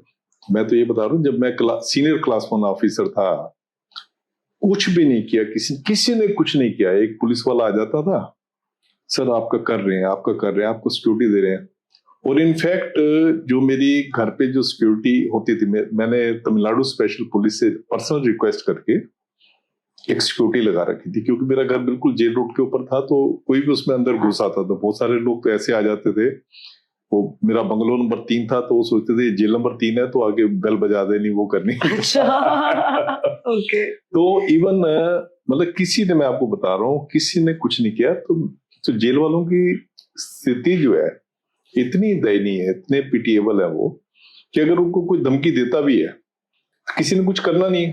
ना आपको पुलिस हेल्प मिलनी है, ना आपको आर्म्स वगैरह वेपन्स चलाने आते हैं कोई, ना आपको इतनी ट्रेनिंग है। उसका रिजल्ट है कि अगर कोई भी गैंगस्टर जेल में आ जाता है तो हमारा पूरा सिस्टम फेल हो जाता है। अच्छा, क्योंकि किसी ने अपनी जान थोड़ी गंवानी है। उनको पता है कि अगर सरकार से अगर हम वो कर देंगे, सरकार की बात नहीं मानेंगे, लॉ को नहीं मानेंगे, तो हमारी जान तो रहेगी ना, सही बात है। डिपार्टमेंटल केस हो जाएगा। पर अगर हम उसकी गैंगस्टर की बात ना मानी, वो तो हमें उड़ा देगा, हमारी फैमिली को उड़ा देगा, और कई बार ऐसा हुआ भी है। तो इसलिए आप जो देखते हैं मोबाइल फोन अंदर पहुंच जाते हैं, आप देखते हैं ड्रग्स वगैरह पहुंच जाती है अंदर, इसीलिए पहुंचती है। हाँ, वैसी बात है कि पर्सनल अपनी सिक्योरिटी को सैक्रिफाइस करके कोई क्या ही करेगा। या तो आप उनको ऐसी ट्रेनिंग दो, ऐसा कर दो, घर पे भी आप वेपन दो कि वो फेस कर सके। जब वो फेस कर ही नहीं सकता बाहर, एक गैंगस्टर है जब बाहर जाता है तो 10-10 पुलिस वाले उसके साथ चलते हैं। अब जेल में अकेला एक जेल ऑफिसर है जो उनको देखता है, तो कैसे चल सकता है वो। आपकी पूरी जर्नी में सबसे ज्यादा शॉकिंग केस आपको कौन सा लगा, या सबसे ज्यादा टफ क्रिमिनल के बारे में बताइए जो आपने आज तक डील किया है। एक दिल्ली का ही था, जसविंदर सिंह एलियास जस्सा। तो मैं जब जेलर था, तो जब मैडम किरण बेदी आई, तो मैं लॉ का काम देखता था पहले। जैसे मैं डीएसपी था तो मैं जेल का लॉ का काम देखता था, साथ के साथ अपनी मर्जी से जेल में जो कैदी शाम को छोड़ देते हैं वो छोड़ देता था। किरण बेदी जब 93 में आई, तो मैडम ने कहा कि नहीं, सुनील गुप्ता जो है, कोई रेपुटेशन वगैरह उन्होंने देखी होगी मेरी, उन्होंने कहा नहीं, ये लीगल का काम नहीं करेंगे, अब जेल को प्रॉपर जेलर का काम होता है वो करोगे। अच्छा। उन्होंने मुझे लेके वहां पे जेल नंबर 4 थी, जो सबसे बड़ी जेल थी तिहाड़ कंपाउंड में, सबसे बड़ी जेल जो जेल नंबर 4 है अभी भी। तो उसका मुझे एग्जीक्यूटिव इंचार्ज जो है लगा दिया। जब वहां गया तो अच्छा, मेरा शुरू से ये था, हमारे फैमिली के जो एक मेरे संस्कार ऐसे थे, घर में जैसे हवन होता है, तो मेरा हमेशा ये होता था सच को अपना साथी रखना है। जैसे ट्रूथ इज गॉड का वो होता है, वो अभी भी मेरा वही है, ट्रूथ इज गॉड। तो जब वहां पे किया, तो वहां पे मैं जब जेल का इंचार्ज लगाया, तो वहां मेरा था कि जो चीज करनी है ठीक तरीके से, कानून के हिसाब से और सच्चाई से करनी है। तो वहां पे एक जसविंदर सिंह इलियास जस्सा करके एक प्रिजनर होता था। जैसे मैंने आपको अभी बताया, 2 तरह की एकोमोडेशन होती है, एक सेल एकोमोडेशन होती है, एक बैरक एकोमोडेशन होती है। और जनरली जो सेल एकोमोडेशन होती है, या तो गैंगस्टर्स वगैरह उनको रखा जाता है, या जो वीआईपी प्रिजनर होते हैं उनके लिए सेल्स इस्तेमाल की जाती है। तो जसविंदर सिंह जस्सा जो था, वो अपने एक सेल में वो रहता था, वहां की यूटी सेल्स कहते थे जेल नंबर 4 में। एक सेल में वो रहता था, एक सेल में उसके कबूतर रहते थे। कबूतर? Pet? You mean he had his pets in the jail? Wow. Pets in the jail. उसके करीब उसने 50 के करीब कबूतर थे जो उसमें रखे हुए थे। Wow. उसके बाद मुझे ये पता लगा कि वहां पे कोई 8 या 10 सेल थी, जो उस टाइम पे जेलर थे, उन्होंने उसकी डिस्पोजल पे दी हुई थी। समझ रहे हैं? ताकि कोई भी पैसे वाला प्रिजनर आया तो जेलर जो था वो उसके जस्से की डिस्पोजल पे कर देता था। जस्से को जो 8-10 सेलें दी हुई थी उसमें वो रखता था। जो जेल के अंदर जेल होती है ना, जैसे वो वहीं टॉर्चर करता था और पैसे एक्सटॉर्ट करता था। नेचुरली जो पैसे एक्सटॉर्ट करता होगा तो एक उसका अच्छा हिस्सा जो जेलर को जाता होगा। तो मैं जब गया वहां पे, तो उस जेलर को चेंज करके किरण बेदी ने मुझे भेजा वहां। तो मैं बड़ी एक भयानक सी, मैंने कहा किरण बेदी ने मुझे यहाँ फंसा दिया। अच्छा, किरण बेदी को मेरे पर भरोसा आज तक है। उसको पता है कि ये बंदा कभी गड़बड़ कुछ कर ही नहीं सकता। तो वहां पे मैं जैसे गया तो अभी पहले ही दिन था, तो मैंने फिर एक ऑर्डर इशू किया, ऑफ कोर्स सुप्रीम से पूछ के, कि हर एक प्रिजनर के जो जेल में जो रखा हुआ है उसको उसके नेम अल्फाबेट के हिसाब से रखेंगे। अच्छा। जेलों में अभी भी नेम अल्फाबेट के हिसाब से होता है। जैसे किसी का नाम राम प्रकाश है, तो राम नाम के जितने भी होंगे वो उस बैरक में होंगे जहाँ सारे राम वाले रखे होंगे, आर से, है ना, आर से। मतलब अब जैसे राम प्रकाश के 20 नाम होंगे वहां, तो इसलिए कहते जेलों में कहते हैं ना कि तुमने अपने बाप दादा का नाम भी वो किया, बदनाम किया। तो अब राम प्रकाश 20 है तो कैसे बुलाएंगे, वो उसके बाप के नाम से बुलाएंगे। अच्छा। अब राम प्रकाश के बाप का नाम श्यामलाल है, अच्छा, तो राम प्रकाश श्यामलाल, अरे श्यामलाल की तरह। अच्छा। हाँ, तो इस तरीके से बुलाते हैं, मतलब बाप का नाम तो बदनाम किया है। कई बार क्या होता है, बाप का नाम भी वो ही होता है, अच्छा, राम प्रकाश श्यामलाल के दो, अच्छा, फिर दादा का नाम आ जाता है। अच्छा। अब ये केदारनाथ की तरह। ओके। तो इस तरीके से होता है। तो मैंने फिर ये कहा उनको कि आप इनको अल्फाबेट के हिसाब से, नेम अल्फाबेट के हिसाब से आप प्रिजनर्स को रखोगे। तो 90% प्रिजनर तो जो है नेम अल्फाबेट के हिसाब से चले गए। देवर हैप्पी कि अब इक्वालिटी आई है। पर जसा एंड पार्टी जो है, जैसा था, आपको मैं याद दिलाऊं, इसने कोई बीजेपी का एमएलए होता था मेहरौली का, अच्छा, उसका मर्डर किया था। मर्डर भी बड़े अजीब तरीके से किया था। ये उसके घर गया, उसको जानता था एमएलए को, ये अपना कुत्ता साथ लेके गया। ये अच्छा, उसके घर में बैठा, उसकी घरवाली ने जानती थी, उसने कहा चाय वगैरह लेके आऊं, वो चाय लेने के लिए गई। उससे पहले ही इसने उसका मर्डर किया, गोली मारी उसको, और आराम से कुत्ता लेके बड़ा कूलली जो है निकल गया। तो फिर केस वगैरह चला, तो वो वाला जैसे दिल्ली का टेरर होता था, जसविंदर सिंह इलियास जस्सा, तो 90% लोग अपने उसमें शिफ्ट हो गए। ये कहने लगा कि मैं तो नहीं जाऊंगा। उन दिनों में ना सिगरेट जेल के अंदर अलाउ होती थी, सिगरेट, तंबाकू की चीजें, प्रोडक्ट जेल के, मैं आपको 93-94 की बात कर रहा हूँ, तो ये बिकते थे। तो मैं गया, तो मुझे जो मेरा ऑर्डरली था उसने बताया, सर कि जसविंदर सिंह और उसका पूरा ग्रुप है वो बंद नहीं हो रहे हैं। बंद होना होता है मतलब शाम के टाइम जो उनको अपने अपने डॉर्मेट्रीज में अपनी उसमें बंद होना होता है, राइट। तो वो बंद नहीं हो रहे। तो मैंने ठीक है, फिर मेरे पास कोई रास्ता नहीं, मैंने कहा चल मैं चलता हूँ। मैं गया तो कोई 15-20 लोग बाहर निकले हुए थे और जो सिगरेट पी रहे थे, धुआं ऊपर कर रहे थे। तो मैंने कहा हाँ जैसा की गल है, पंजाबी में थोड़ा सा मैंने कहा की गल है। कहते जी आप अलार्म करवा दो। अलार्म मीन्स कि हम आपके लिए अब थ्रेट है। तो अलार्म में का मतलब ये होता है कि आप अपनी सारी जितनी भी आपके पास ये फोर्स है उसको आप बुलाते हो जेल के अंदर। अच्छा। कि एक बड़ी ग्रेव सिचुएशन होगी, इसको संभालना है। अच्छा। तो उस अलार्म में आप जो है लाठीचार्ज भी करवा सकते हो, कुछ भी करवा सकते हो। आप फायरिंग करवानी, फायरिंग भी करवा सकते हो, आप अलार्म करवा दो। मैंने कहा कोई बात यार, अलार्म की बात होगी तो ऐसी कोई बात ही नहीं है। हाँ। कहता नहीं आप अलार्म करवा दो, आप हमें एक ऑर्डिनरी प्रिजनर की तरह कैसे ट्रीट कर रहे हो। क्योंकि उसकी जो लाखों रुपए कमा रहा था वो, उसके सारे जो वो उसका प्लान फेल हो रहा था। तो मैंने कहा जैसा तेरे को जाना तो पड़ेगा ही, रखना तो सबको जैसे है, A to Z हमारे नेम उससे वो चलेंगे। कहते बिल्कुल नहीं जाऊंगा। फिर मेरे को ना मेरे एक सिपाही ने मेरे को कान से आके कहा कि सर इसके बाद डैगर है अंदर। तो मैंने कहा अच्छा डैगर भी तूने रखी मेरे को मारने के लिए? मैंने तुझे पता है मैं मरने से डरता नहीं कभी भी, तो कोई नहीं तू मार देगा, किसी के हाथ से मौत लिखी होगी तेरे हाथ से हो जाएगी, कोई उसकी वो नहीं। तो कहने लगा चलो आप मेरे साथ चलो। फिर उसने मुझे डैगर दिखाई, तलवार थी पूरी।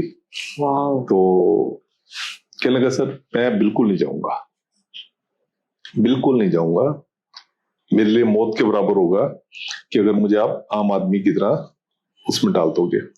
वो था उसके साथ 6-7 10-12 होंगे, 10-12 उसके चेले चपटे और थे। कहते मेरे लिए मौत के बराबर होगा आपके उससे हाथ में मर जाऊंगा तो मेरे को वो नहीं चिंता, पर मैं नहीं जाऊंगा, आम आदमी के साथ मैं नहीं रहूंगा। मैंने बड़ी समझाने की कोशिश की कि मैं नहीं जाऊंगा। फिर अच्छा मैंने कहा डैगर तो दे दे यार, अब तो तेरी मेरी दोस्ती हो रही है। तो उसने डैगर निकाल के दे दी मुझे। अच्छा।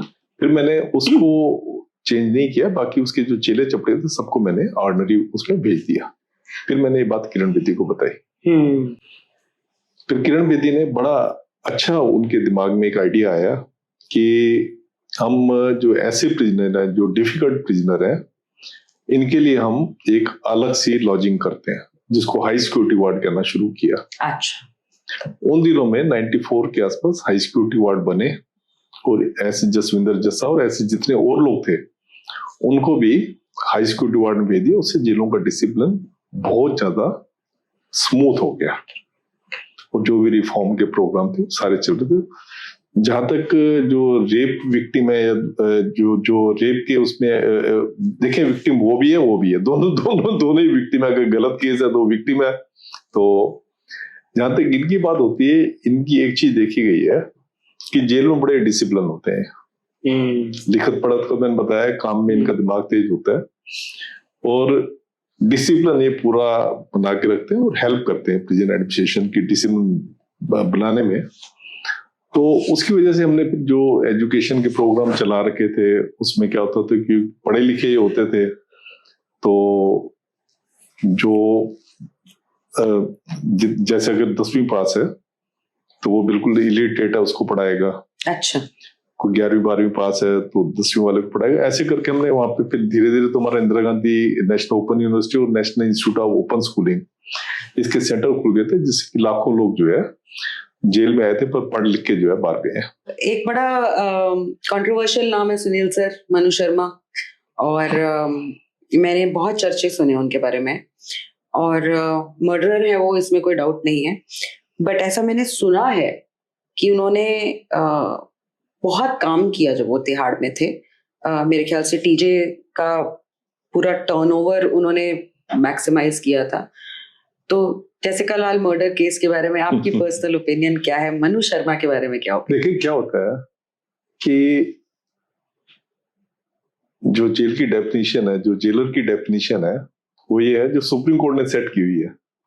उन्होंने कहा है कि jailer is the host and prisoner is the guest. अच्छा, ओके। अच्छा, कुछ एक लोग हैं जो आपको बड़े हाई प्रोफाइल के लगते होंगे, पर हमारे आगे वो गेस्ट है। जैसे अगर एक जेल है, मेरी जेल है, उसमें 2000 लोग हैं, तो हम जो काम देते हैं हर एक की लियाकत के हिसाब से देते हैं। ये नहीं देते कि ये प्रिजनर जो बड़े हाई प्रोफाइल बाप का बेटा है, इसको ये काम दो, ऐसा नहीं होता। क्योंकि हर एक को अपनी एडमिनिस्ट्रेटिव कन्वीनियंस के हिसाब से जो है सबको काम देना पड़ता है, ताकि हमारा एडमिनिस्ट्रेशन जो है स्मूथली चले।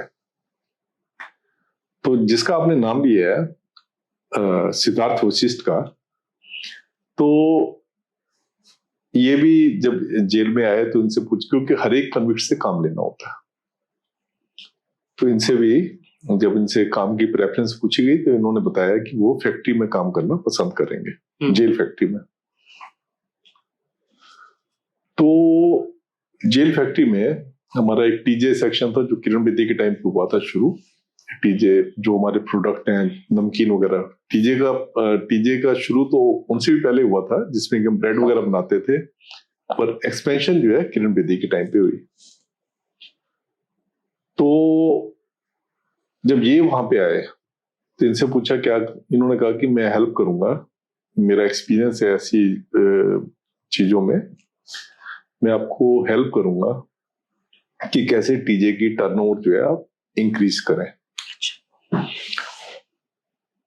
और ट्रू टू हिज वर्ड्स इन्होंने हेल्प क्या की, देखो इन्होंने नए नए आइडिया दिए। अगर आपके पास आइडियाज हैं बिजनेस में, तो आप पता नहीं बिजनेस को कहां से कहां तक ले जाओगे। बिल्कुल। इन्होंने आइडियाज क्या दिए, इन्होंने कहा कि जो जेल के प्रोडक्ट्स हैं, इनको आप जेल के बाहर आउटलेट्स बना के वहां बेचो। अभी तक हमारे जेल के जो प्रोडक्ट्स थे खाली कन्फाइन थे 4 दीवारी में। अच्छा। इन्होंने दिया कि आप जो जेल के प्रोडक्ट्स हैं, जितने माल्स हैं, उसमें आप अपने खोलो। और एक बड़ी अच्छी सजेशन थी कि वो तो शायद मेरी भी साथ थी कि कोर्ट्स में भी हम अपने आउटलेट्स के वो खोले। दिल्ली में अगर उस टाइम पे 6 हमारे कॉम्प्लेक्स थे कोर्ट्स के, सभी में हमने एक एक उनसे जजेस की परमिशन से आउटलेट खोल दिया। अच्छा। बल्कि जो जज इंचार्ज कोर्ट का था उससे हमने जाके उसका इनॉग्रेशन करवाया। उसके 2 फायदे हुए, एक तो हमारी चीजें बिक रही थी, एक था कि एक हमारा अच्छा इंप्रेशन वकीलों में और जजेस में जा रहा था कि जेल में ये नहीं जो जैसे उनको पहले जेल का इंप्रेशन होता था कि ये टॉर्चर गृह है या मार पिटाई होती रहती है, उनको एक अच्छा इंप्रेशन गया कि टॉर्चर गृह नहीं है, यहाँ पे भी इतने अच्छे अच्छे प्रोडक्ट बनते हैं। जो हमें कोर्ट से इतने ज्यादा नोटिस वगैरह आते रहते थे वो आने काफी कम हो गए थे जब हमने हाई कोर्ट सुप्रीम कोर्ट वगैरह में खोले। दूसरा, रेवेन्यू तो आपको आ ही रहा था, करेक्ट है ना। तीसरा, और आपको मजेदार बताता हूं क्या होता है कि जेल की रोटी, जेल की सब्जी, जेल की मिट्टी, जेल का पानी, ये बड़े फेमस चीजें हैं। जेल की लकड़ी टोटके होते हैं। हाँ। टोटके होते हैं कि अगर आपने जेल की रोटी खा ली या जेल का कोई आपने आइटम खा ली तो अगर आपके हार्ड डे आगे लिखे हुए हैं तो कट जाएंगे, वो कट जाएंगे। हाँ। जेल की खाना। करेक्ट। तो जब इवन हमने जेल में का एक बहुत बड़ा रेस्टोरेंट भी खोल दिया था बाहर। अच्छा। ये सारी सजेशन जो है इसकी थी। अच्छा। मतलब सारी तो मैं नहीं कहूंगा, मतलब 50% इसकी थी, 50% हम सबकी मिलके थी। हमने जब ये खोला, एक तो हमारा रिवेन्यू एकदम जो उस टाइम पे मुझे याद है 12 करोड़ के करीब होता था, वो 18-19 और उसके 25-30-32 तक पहुंच गया था ये। अच्छा। एक तो रिवेन्यू हमारा काफी वो जंप किया। दूसरा, एक जो हम गुडविल क्रिएट कर रहे थे, गुडविल क्रिएट की। तीसरा, जो लोगों को टोटके के लिए जो चीजें चाहिए होती थी, और आराम से आपको किसी की अप्रोच लगाने की जरूरत ही नहीं है। अच्छा। तो आप सीधा वहां से ले सकते थे। तो इसकी ये सजेशन थी। उसके बाद इसने और कई सारी सजेशन दी छोटी छोटी। तो उससे हमारे जैसे इसने सजेशन ये दी कि सर जितनी खाने की चीजें आती है बाहर से, ज्यादातर प्रोहिबिटेड आर्टिकल जो होती है उसी में मिली होती है। जैसे आपका खाने का रोटी आई, रोटी के अंदर करेंसी नोट छुपे हुए थे, अफीम चरस छुपी हुई थी। पराठा आया है तो मूली का, पर उसके अंदर जो है वो स्नैक चरस घुसी हुई है। मोबाइल फोन बीच में घुसे हुए हैं। तो उसने कहा सारी चीजें आपकी इसी से आती है चिपके। आप क्यों नहीं इसको जो है आप बैन कर देते। आप ये कह दो कि कोई भी इसके रिश्तेदार जो है वो घर से खाना वगैरह की आइटम अंदर नहीं लाएंगे, और जो भी चीज अगर खाने की कोई देनी भी है तो टीजे प्रोडक्ट से खाली ये दे सकते हैं। अच्छा। वो तो टेस्टेड है। करेक्ट। वो तो टेस्टेड है, सारे पैक्ड होते हैं। तो फिर भी चेकिंग होती है, तो इतनी ज्यादा चेकिंग नहीं करनी पड़ेगी उसको। तो इससे भी जो है हमारा रिवेन्यू काफी वो प्रिजनर्स को देखे। जब रिवेन्यू ज्यादा होगा, आप ज्यादा लोगों को एम्प्लॉयमेंट दे सकते हैं, आप ज्यादा लोगों को छोड़ सकते हैं। तो आपका एक उसका पूरा एक आपका नीचे तक जो है उसका इफेक्ट जाता है, कैस्केडिंग इफेक्ट होता है, और पूरे सिस्टम को उसमें बहुत फायदा होता है। माय लास्ट क्वेश्चन सर, आपकी बुक है एक ब्लैक वारंट, अब वो एक सीरीज के फॉर्म में भी आ रही है, तो ब्लैक वारंट के बारे में कुछ बताइए। क्या होता है ब्लैक वारंट, ये बुक क्या है, और अब सीरीज से हम लोग क्या एक्सपेक्ट कर सकते हैं? देखिए कितना अच्छा आपने क्वेश्चन पूछा। इतना अच्छा क्वेश्चन आपने सबसे बाद में पूछा। और जितने मैं उसमें जाता हूँ शुरुआत इससे करते हैं। चलो, मेरे को खुशी है। देखिए ब्लैक वारंट जो है, मैं 35 साल की एक तरह की नौकरी हो गई जो मैंने जेल में की। 81 से 96 तक एज ए यूनिफॉर्म ऑफिसर, 96 से 2016 एज ए लीगल ऑफिसर। साथ में मैं प्रेस ऑफिसर भी था। प्रेस की सारी ब्रीफिंग्स वगैरह प्रेस वालों को जो डील करना होता है, क्योंकि प्रेस वाले बहुत क्रेजी होते हैं कि जेल की उनको कोई ना कोई खबर मिले, एक्सक्लूसिव खबर मिल जाए, बहुत क्रेजी होते हैं। तो ये प्रेस ऑफिसर भी मैं था। अच्छा। तो उसमें क्या होता था कि बहुत बार क्या होता था कि खबर किसी ने मांगी आपसे, तो किसी ने कहा कि हमें पता लगा है कि जेल में किसी ने एस्केप करने की कोशिश की है। तो उसमें फिर प्रेस ऑफिसर का रोल हो जाता था कि अगर ये खबर छपेगी कि जेल से उसने भागने की कोशिश की है तो वो तो फिर बड़ा बुरा इफेक्ट पड़ेगा, अखबार में फ्रंट पेज पे आ जाएगी। मैं कहता तेरे को स्टोरी चाहिए ना, तो ये वाली स्टोरी करने की हमने जेल में जो बिस्किट बनाने शुरू कर दिए, ये करना। वो बड़ी खुशी खुशी जो है प्रेस वाले, खैर ये मेरी अपनी टैक्ट से कि किस तरीके से प्रेस वालों को हैंडल करना है। तो मुझे प्रेस वाले भी, स्टाफ वाले, सब लोग कहते थे कि आप कोई अपने एक्सपीरियंस का जो है किताब में वो करो।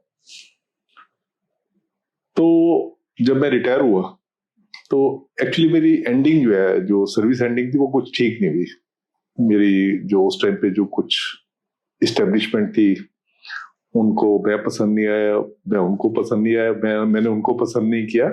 तो उन्होंने मुझे जाते जाते एक चार्जशीट पकड़ा दी, ताकि मेरे बड़े फ्रिवलस ग्राउंड के ऊपर कि 15 साल पहले, क्योंकि मैं वहां पे ना टीचिंग का काम भी करता था, तो उसके लिए हमने लैपटॉप और प्रोजेक्टर और स्क्रीन खरीदी। तो वो खरीदी, उसमें उन्होंने ऑब्जेक्शन ये लगा दिया कि आपने ये चीज खरीद तो ली, पर आपने फला वो एक डिपार्टमेंटल जो एक आपने प्रोसीडिंग करनी होती है, जो आपने फॉर्मेलिटी पूरी करनी होती है, वो आपने पूरी नहीं की। ये चलते चलते मुझे पकड़ा दिया, बहुत गुस्से में था। अच्छा, obviously बात है। तो मुझे बड़ा अच्छा मोटिवेशन मिल गया किताब लिखने का। ओके। तो मैंने ब्लैक वारंट लिखी। उस ब्लैक वारंट, उसका नाम इसलिए ब्लैक वारंट है कि एक तो उसमें पूरी जर्नी है मेरी 35 साल की, जो मेरा अपना ऑब्जर्वेशन थी, कैसे जेल में क्रिमिनल बनते हैं लोग, कैसे वीआईपी फैसिलिटी लेते हैं, सारी चीजें मैंने बिल्कुल नाम लेके उसमें लिखी हुई है। दूसरा, उसका नाम ब्लैक वारंट इसलिए था कि मैंने 8 फांसी जो है, मैंने उनको विटनेस किया था। okay. किसी की को भी अगर फांसी जेल में दी जाती है तो उसके लिए एक कोर्ट जो है एक ब्लैक वारंट इशू करती है। okay. तो क्योंकि मैंने 8 फांसियों को मैंने वो विटनेस किया हुआ था, तो और उसके लिए जो ब्लैक वारंट जो वो मैं उसमें आप लगा लें कि कोर्ट का काम देखता था, तो उसमें भी एक तरह का मैं पार्टनर था ब्लैक वारंट वगैरह लेने में। तो इसलिए उसका किताब का नाम जो है ब्लैक वारंट रखा, ब्लैक वारंट लिखी, और उसमें उसको नेत्रा चौधरी जो है, वो वेल नोन जर्नलिस्ट है, वो उसमें साथ मेरी पार्टनर थी लिखने में। तो उस किताब का बाई चांस, क्योंकि जो सारा विवरण उसमें दिया गया था बिल्कुल ट्रूथफुल उससे दिया गया था, काफी इंटरेस्टिंग क्रिमिनल्स के बारे में, रंगा बिल्ला का भी आपने, रंगा बिल्ला का भी है, चार्ल्स शुभराज, अफजल गुरु का भी है, चार्ल्स, हाँ, तो मोहम्मद मकबूल भट्ट का भी है, काफी उसमें है, सतवंत सिंह, केयर सिंह का भी है। करेक्ट।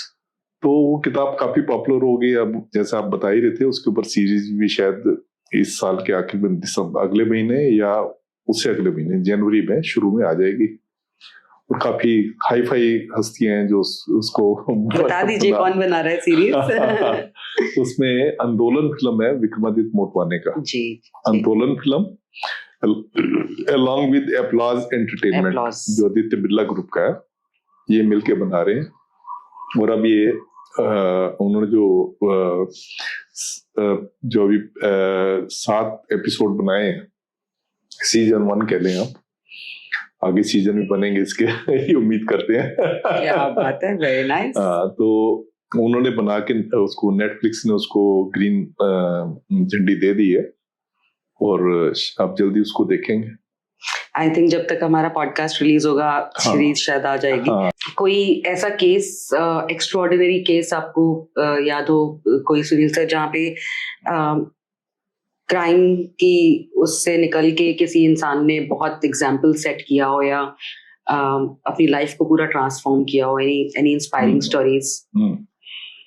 देखिए क्या होता है कि जो जेलर का काम है या जेल का काम है, जेल का काम है पहले प्रिजनर की सेफ एंड सिक्योर कस्टडी करना। कोई भागे नहीं, कोई जेल में किसी के ऊपर अटैक ना हो, सेफ एंड सिक्योर कस्टडी। दूसरा होता है उसको जो आपकी जो सुविधाएं हैं, खाने पीने की, पानी वगैरह, हेल्थ की, एक मीडियम लेवल की सुविधाएं उनको देना, मिनिमम नीड्स के लिए जो होती है। तीसरा होता है उसका रिफॉर्मेशन एंड रिहेबिलिटेशन। राइट। चौथा जो काम होता है वो होता है there reintegration into the society. ये जेलर का काम होता है। तो जो सेफ एंड सिक्योर कस्टडी है वो तो जेल वाले, जो हमारे पास सिक्योरिटी फोर्सेस हैं, जेल की अपनी सिक्योरिटी है, जो डीजे होती है, तमिलनाडु पुलिस है, सीआरपीएफ है, आईटीबीपी है, ये लोग करते ही करते हैं। उसके बाद जो खाने वगैरह का है, खाने का हमारे यहाँ कंपैरेटिवली काफी अच्छा है, क्योंकि यहाँ पे जो गवर्नमेंट एजेंसी से खरीदते हैं जिसमें कि मैनिपुलेशन के चार्जेस नहीं होते। तीसरा जो रिफॉर्मेशन मैनिपुलेशन के, उसमें कुछ चांसेस नहीं होते। तीसरा जो है रिफॉर्मेशन रिहेबिलिटेशन, इसमें हम एनजीओ की सपोर्ट लेते हैं। अच्छा। जैसे आपका एनजीओ है, अगर आप रेपिस्ट के ऊपर जो है वो करना चाहते हैं, रिसर्च करना चाहते हैं, किसी भी कैटेगरी आप प्रिजनर के ऊपर आप रिसर्च करना चाहते हैं, तो आपको परमिशन दे दी जाएगी। और कोई लोग हैं कहते हैं कि हम स्कूल वाले हैं, वो कहते हैं हम बच्चों की पढ़ाई में आपका सहयोग करना चाहते हैं। कोई मेडिटेशन वाले हैं, वो कहते हैं हम मेडिटेशन में आपका सहयोग करना चाहते हैं। तो इस तरीके से जो भी जितनी आप मशहूर मेडिटेशन आपने सुनी होंगी ना, आर्ट ऑफ लिविंग, विपासना, सहज योग, बहुत सारी ऐसी वो है, राजयोग, तो ये सारी चीजें जो है अंदर जेल के अंदर ये प्रिजनर्स को दी जाती हैं। कम्युनिटी का बहुत बड़ा सपोर्ट होता है।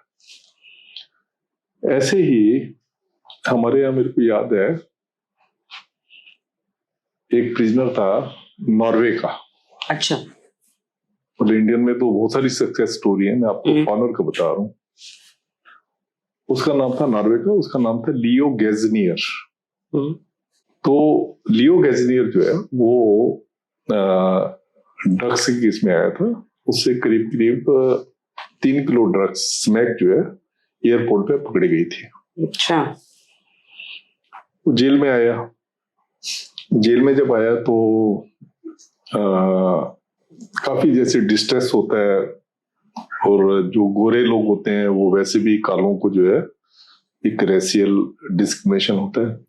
वो इंडियंस को बड़ी गालियां निकालता था, बहुत गालियां थूकता था, बहुत गंदी गंदी गालियां निकालता था, क्योंकि वो यंग ऑफेंडर था, 18 से 21 साल का था। तो उसके ऊपर ज्यादा हम कोई एक्शन ले भी नहीं सकते। तो वैसे भी एक्शन आप यही लेते हैं, अलग बंद कर देते हैं, या थोड़ा बहुत अपना सेल्फ डिफेंस में आपने कुछ कर दिया। तो काफी गालियां वगैरह निकालता, खासकर इंडियन को बड़ी गालियां निकालता था। तो हमने कहा कि क्यों ना इससे मेडिटेशन करवाई जाए। अच्छा। तो उसको विपासना मेडिटेशन है जो श्री गोयंका जी की है, उसमें खाली होता है आप सारा दिन बैठे रहो, सांस को देखते रहो। करेक्ट। तो उसको कहा ये मेडिटेशन कर लो। वो हिंदी इंग्लिश दोनों उसमें उसके होते हैं हमारे। राइट। तो ही डिड दैट विपासना। तो उससे जो उसका हेट्रेड था इंडियंस के लिए थोड़ा सा वो कम हुआ। उसको चाम आना शुरू हुआ मेडिटेशन में। उसने 2 या 3 इसमें मेडिटेशन इसने कर ली। पहले तो मैं एज ए साधक करनी होती, उसके बाद उसमें आपको एक हेल्पर कि उसमें करनी होती है। आप एज ए हेल्प करके आप 2, 3, 4 जितनी भी आप करना चाहो कर सकते हो। करेक्ट। तो फिर उसने हेल्पर की, साथ के साथ उसका ट्रायल चल रहा था। उसने कोर्ट में कह दिया कि जैसे होता है आप विदेशों में जाओगे ना, तो वहां पे अगर 100 लोगों ने ऑफेंस किया है तो वहां पे 60% कहेंगे हमने किया, 40% कहेंगे हमने नहीं किया। हमारे यहाँ आप देखेंगे 90% कहेंगे कि हमने नहीं किया। Plead not guilty. इसने भी यही कहा, प्लीड नॉट गिल्टी किया। ट्रायल चल पड़ा आगे। उसके बाद फिर हमारे साथ साथ इसका ट्रायल चल रहा था, साथ साथ हमारे यहाँ ये इसका मेडिटेशन का प्रोग्राम चल रहा। अच्छा। तो इसने जब वो किया विपासना का किया, तो उसके बाद काफी मेल्ट डाउन हो गया था ये। इसके बाद आर्ट ऑफ लिविंग का भी हमारे यहाँ चलता था, श्री श्री रविशंकर का, वो भी इसने किया। उसमें इसको बड़ा इंटरेस्ट आया। अच्छा। तो मेरा एक तरह का जो मेडिटेशन होती थी कहता था मैंने करनी। इसने मेडिटेशन की। तो उसके बाद क्या हुआ कि जैसे ट्रायल चल रहा था, उसको ऐसा लगने लग गया कि उसके अंदर कुछ जैसे एक भगवान एंटर कर जाता है। और मेडिटेशन में जनरली मैंने देखा है, जो मेडिटेशन लोग करते हैं, यस, उनको लगता है कि हम अगर ट्रूथफुल नहीं है, अगर हमने कोई गलती की है तो भगवान से आप माफी मांग लो, भगवान माफ कर देगा या जो भी है। तो अपना जो सच्चाई में रहो। उसका क्या हुआ कि उधर से ट्रायल चल रहा था, इसने यहाँ पे काफी सारी मेडिटेशन कर ली। मेडिटेशन करने के बाद हमारा क्या होता था, एक प्रेस सेशन होता था। अच्छा। जैसे 10 दिन का कोर्स होता था या आर्ट ऑफ लिविंग का 4 दिन का कोर्स हो गया, हम उसको प्रेस को बुलाते थे, प्रेस आती थी और वो इनकी इंटरव्यू लेती थी। तो उसने बताया कि जैसे प्रेस वाले ने उनसे बात की, तो उसने प्रेस वाले को बताया कि I am enjoying my इनकार्सरेशन here, I am enjoying. तो ऐसी हिंदी में भी कईयों ने कहा ये था, वो खैर ये तो छोटी बात है। ये वाली बात उसकी वहां पे नॉर्वे में पहुंची कि एक नॉर्वेजियन नेशनल है, वो कह रहा है कि I am enjoying my incarceration in jail. अच्छा। तो खैर उसके बाद क्या होता है, देखिए जो बिगेस्ट टर्न आया, करीब करीब ट्रायल के 1 साल के बाद वो खड़ा हो गया जज के आगे, कहने का सर मैं अपने क्राइम को जो है कंसीड करना चाहता हूँ, एक्सेप्ट करना चाहता हूँ, कन्फेस करना चाहता हूँ। जज ने कहा यार तूने 1 साल हमारा बेकार कर दिया, अगर तू पहले ही कन्फेस कर लेता तो 1 साल बेकार ना होता। तो जज ने कहा नहीं, तेरे को एक और चांस मैं दे रहा हूँ, शायद तेरे को किसी ने प्रेशराइज किया है तभी तो यहाँ कर। उन्होंने जेल सुप्रीम को चिट्ठी लिखी, कोई इसको प्रेशर वगैरह ना करे, कुछ वो ना करे, तो इसको जो है अकेला रहने दो। ठीक है जी, मैंने सोचा आप मुझे कह रहे हो तो आप एक चांस और दे रहे हो तो मैं जाता हूँ, ठीक है। तो फिर कोई 1.5 महीने के बाद की डेट पड़ी, उसने कहा जी मैं क्राइम कन्फेस करना चाहता हूँ। तो जज was having no option but to record his statement. तो जज told him let me record what you want to say. तो उसने कहा कि जज साहब मैं ऐसे ऐसे अफगानिस्तान से मैं स्मैक लाया था, तो मैंने इसमें पैसे पूसे दे के अपना मैं इसको एयरपोर्ट तक ले आया। तो उसके बाद पुलिस ने पकड़ा, बिल्कुल ठीक है। और फिर एयरपोर्ट पुलिस ने मुझे पुलिस के हवाले कर दिया, दिल्ली पुलिस के हवाले कर दिया, और उन्होंने मुझे जो पकड़ा है बिल्कुल ठीक पकड़ा है। तो मेरे पास 3 किलो स्मैक जो है रिकवर हुई थी। जब कहने लगा यार यहाँ तेरे ऊपर 4 तो 2 किलो स्मैक का तो 3 किलो कहाँ से आ गई? एनलाइटनमेंट कहते हैं। तो तूने 3 किलो कह रहा है, कहते मुझे 1 किलो का नहीं पता बिल्कुल भी, तो मैं 3 किलो ही लेके आया था। तो जज ने फिर आगे नोटिस इशू कर दिया उनको कि 1 किलो कहाँ चली गई स्मैक इसकी। तो खैर ये बातें हो गई। उसके बाद उससे उसी दिन जो नॉर्वे प्रेस वाले थे वो लोग उसको केस को वो देख रहे थे, तो जज के पास कोई ऑप्शन नहीं थे, उसने उसको 10 साल की कैद, उन्होंने पहले उसको बता दिया था कि इसमें 10 साल की कैद और 1 लाख रुपए जुर्माना हो सकता है। उसने नहीं मुझे पता है। तो जज ने 10 साल की कैद और 1 लाख रुपए जुर्माना उसको इम्पोज कर दिया, कन्विक्शन दे दी। तो प्रेस वालों ने से पूछा how you are feeling? I am very lightened with this sentence, even though I am physically incarcerated, but mentally I am totally in liberation. Wow. So I have nothing negative about this. और अपना आ गया jail में वापिस। तो ये चीज सब Norway में फैल गई कि एक बंदा आपका जो है सन्यासी बन गया, जो एक शैतान था सन्यासी बन गया। तो उसके बाद ये केस मैं आपको इसलिए बता रहा हूँ कि इस केस में क्या हुआ, फिर एक बड़ा अच्छा टर्न हुआ कि इसको 10 साल की कैद हो गई। तो उसने करीब जेल में 3-3.5 साल काट लिए थे। मनमोहन सिंह जी की सरकार थी, तो नॉर्वे का प्राइम मिनिस्टर जो है हमारे इंडिया में अपनी ऑफिशियल विजिट पे आया। अच्छा। तो उसका जो कई सारे एजेंडे थे उसमें एक एजेंडा आइटम ये थी कि इसको छोड़ना, प्रीमेच्योर लीज ग्रांट करना। इस बंदे को राष्ट्रपति जी ने प्रीमेच्योर लीज ग्रांट की। I think that was the first and last case की जिसमें एनडीपीएस केस में जो है छोड़ा हो, इसको सभा की सजा इसको कम्यूट कर दी और ये वापस नॉर्वे चला गया। हमारे बंदे गए थे, फिर ये काफी हमें धन्यवाद के लेटर वगैरह इसने लिखे। तो जब ये वहां चला गया, अब देखिए वहां जाके इसने अपना एक मिशन बना लिया कि जो नॉर्वे की जेल में लोग हैं, गरीब लोग हैं, उनकी ये हेल्प करेगा। अरे वाह। कानूनी एज वेल एज फाइनेंशियल ये हेल्प उनकी करता था, एक अपना एनजीओ बना के। उसके बाद यहाँ पे इंडिया में जो गरीब प्रिजनर है, 80% हमारे यहाँ गरीब प्रिजनर होते हैं जो इकोनॉमिकली वीकर सेक्शन के होते हैं, तो उनके लिए गर्म कपड़े भेजता था वहां से। How sweet. और एक बार तो इसने पूरा एक लोड करके भेजा, मतलब काफी सारा कंसाइनमेंट भेजा। तो कंसाइनमेंट जो है वो उसकी ड्यूटी वगैरह पेड ना होने की वजह से वो पड़ा रहा काफी दिन तक। फिर जब हमारे डीजी वगैरह ने जाके उनको बताया यार किसी ने चैरिटी की है, तो उसको फिर उन्होंने छोड़ा। तो अभी भी मतलब वो जो है अभी भी जुड़ा हुआ है जो जेल के रिफॉर्म प्रोग्राम है। Amazing. Thank you so much Sunil sir. Amazing conversation. Thank you so much for taking out time. Thank you for calling me. Thank you so much for being with us and watching this episode. Stay tuned for more such engaging conversations. Thank you.